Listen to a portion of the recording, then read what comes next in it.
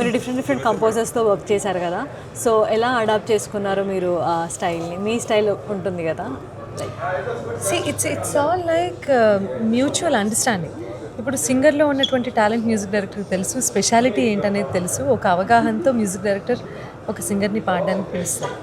Invite చేసినప్పుడు వాళ్ళ basic tune and వాళ్ళు ఏం కోరుకున్నారనేది మనం దాన్ని తూచా తప్పకుండా పాటిస్తూనే మన మనకంటూ ఒక స్టైల్ ఉంటుంది. దాన్ని ఇంపోజ్ చేయడానికి ట్రై చేస్తాం. అది మ్యూజిక్ డైరెక్టర్కి నచ్చితే ఓకే అవుతుంది, లేకపోతే లేదు. మీరు చాలా యంగ్ ఏజ్లో వచ్చారు, లైక్ 16 ఇయర్స్కి మీరు సింగింగ్ ఇండస్ట్రీలో వచ్చారు కదా, సో ఒడిదుడుకులు ఎలా ఉన్నాయి? ఒడిదుడుకులు బాగానే ఉన్నాయి. Yeah. ఎలా ఉన్నాయంటే అంటే లైక్ ఎలా ఓవర్కమ్ అయ్యి మీరు the best singer in TFI? ఒడిదుడుకులు అనేవి ప్రతి ఫీల్డ్లోనూ ఉంటాయి, ఎక్కువ తక్కువలు ఉంటాయి. అది ఎవ్రీ ఇండివిజువల్ అది గో త్రూ అవ్వాల్సిందే. సో మీకు లేవా ఏంటి? ఏం పని చేయకపోయినా ఇంట్లో ఒడిదుడుకులు ఉండవా? Life is all about ups and downs. దాన్ని బ్యాలెన్స్ చేసుకుంటూ వెళ్ళటమే మనం, దట్స్ వెరీ ఇంపార్టెంట్. అందులో మాస్టర్స్ చేశాను నేను.